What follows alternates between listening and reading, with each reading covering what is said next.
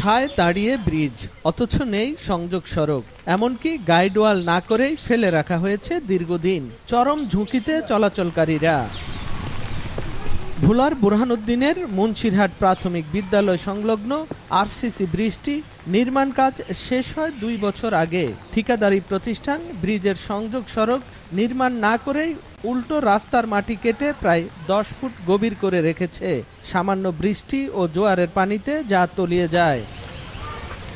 LGED জানিয়েছে, দক্ষিণাঞ্চলের iron bridge নির্মাণ ও পুনর্বাসন প্রকল্পের আওতায় 2020 সালের 23 মে মুন্সিরহাট সড়কে জোড়া ব্রিজ নির্মাণের জন্য কার্যাদেশ দেয়া হয় ঠিকাদারি প্রতিষ্ঠান ইউনুস অ্যান্ড ব্রাদার্সকে।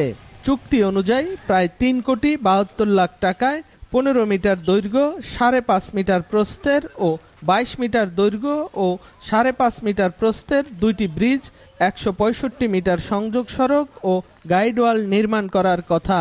2021 সালের মে মাসের মধ্যে পুরো কাজ শেষ করে সড়কটি মানুষের চলাচলের জন্য উন্মুক্ত করার কথা ছিল, কিন্তু নির্ধারিত সময়ের অনেক পরে ব্রিজ নির্মাণের কাজ শেষ হলেও সংযোগ সড়ক ও গাইডওয়াল নির্মাণ না করে ফেলে রাখা হয়েছে। এতে যানবাহনের পাশাপাশি সাধারণ মানুষের চলাচলও প্রায় বন্ধ রয়েছে দীর্ঘদিন ধরে। উঠানামা করতে গিয়ে প্রতিনিয়ত আহত হচ্ছেন নারী, শিশু ও বয়স্করা।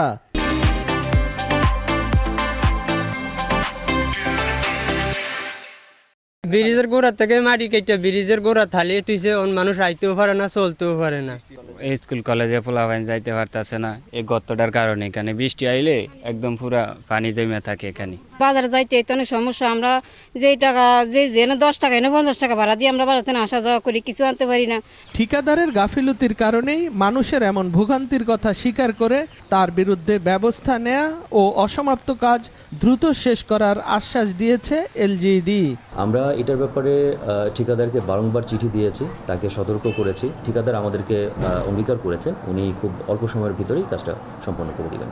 অসমাপ্ত ব্রিজ দুটি দিয়ে প্রতিদিন টকবি ও হাসাননগর ইউনিয়নের 30,000 মানুষ চলাচল করে। নাসির উদ্দিন লিটন, সময় সংবাদ, ভোলা।